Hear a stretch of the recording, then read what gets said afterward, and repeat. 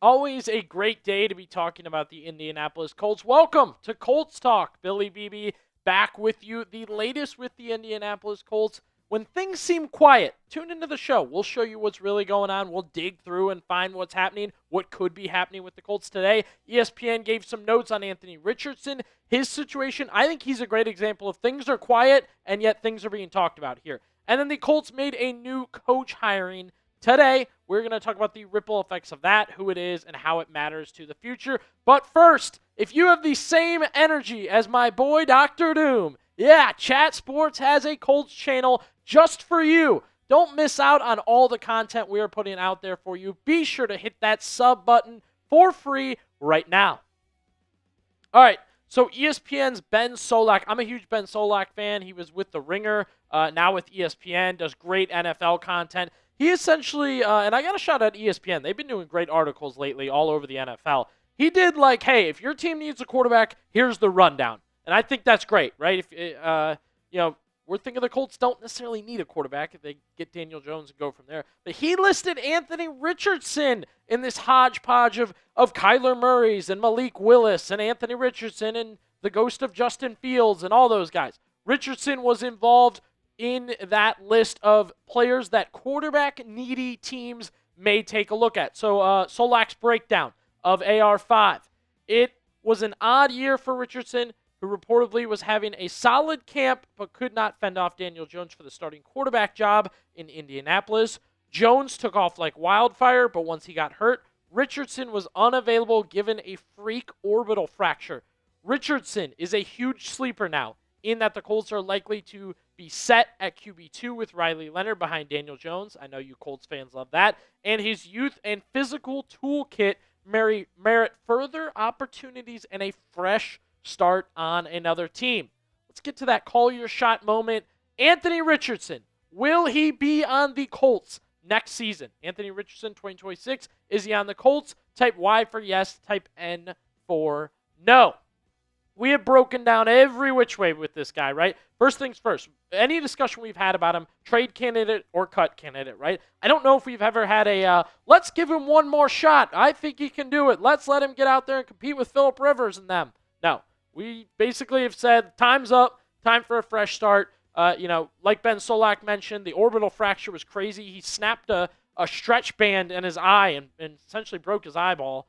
The cap hit for next season, if they want to cut him, he's walking into a $10 million cap hit for the Colts. I'll be honest, we talked about the cut candidacy. It's not really like a big saving of money in this situation. And then we're also going to watch for that May 1st, fifth-year option deadline. That's to say he's going to play this year and they're picking up the option for next year, which I highly doubt they're going to do. And again, look, I think he got his shot. You take a look at his time over the last few years. He got that shot, right? That 11 games, 2024, not great, not good enough. And that was already after in and out over the previous 2 years. So he's had seasons, gotten his opportunities to play, and I just don't think Anthony Richardson was overly great in any huge situation for the Colts enough to prove himself. Too much up and down, too young, too inconsistent on a team, this is the key, that's ready to win now, eager to win now. Look, you can say the Colts are what they are, but they want to win now, right? They are going for it with the running it back, and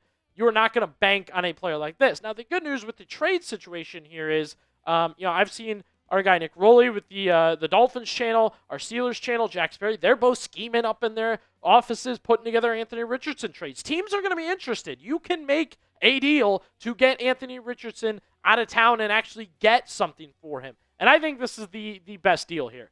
Michael Pittman doing his Super Bowl media rounds lately, he noted, he put it nicely. I do want to add, he put it very nicely. He said, yeah, this guy's young. He's got a lot of talent in front of him. Then he added towards the end what I've been saying. Probably it may not be here. It may be somewhere else. He said maybe he comes back this year for Indy and makes a splash, but he said it wouldn't be the worst thing in the world if he just kind of gathers himself, heads elsewhere, and, he put that same list together, right? The Baker Mayfield, the Bryce Young, the Sam Darnold.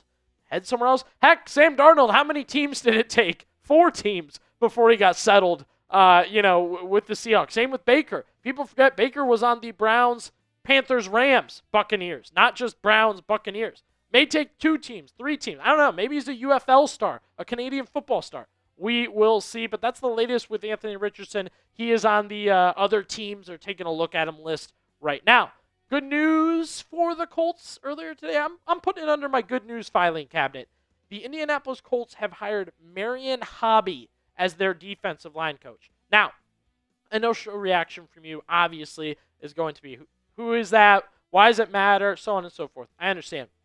First things first, experience with Lou Anarumo. He was with the Bengals. He actually just took a job with Arkansas for 2 months, and then NFL calls. You listen, right? He bolts over to Indianapolis. You see Matt Zenas, CBS Sports, experience with Lou Anarumo. We'll get to the Trey Hendrickson in just 1 second. Good experience from him. He's a lifer coach at the defensive line position, which I highly respect in the NFL. I like when these guys know what they're good at, stick with it, and kind of are elite at that situation, right? Sometimes those coaches who are eager to climb the ladder are distracted and not doing what they're supposed to do. Hobby, good experience on the defensive line, multiple teams, multiple places, and you look at that resume. I mean, a lot of good players in that little group, for those teams. Specifically, the Bengals, 2021 to 2024. Trey Hendrickson's great years with Cincinnati. Now, again, I've hit many times. I think Trey Hendrickson has a lot left to give. I think he's got 2 to 3 really good years left to give in the NFL. There's a connection here, right? That was his defensive line coach in Cincinnati. We've talked a little bit about Lou Anarumo was his defensive coordinator in Cincinnati with the Colts. This is the key guy. This is what all Colts fans want. This is the name they're tied to. More on Hendrickson in a minute. I do want to remind you guys, we are less than a month away from free agency. That tampering period opens. Let me tell you guys, it will fly. News will come flying off the shelf. Names going here, names going there. Teams connected to this, teams connected to that. Make sure you are subscribed to Colts Talk. We are going to give you everything you need to know on this channel with the Indianapolis Colts.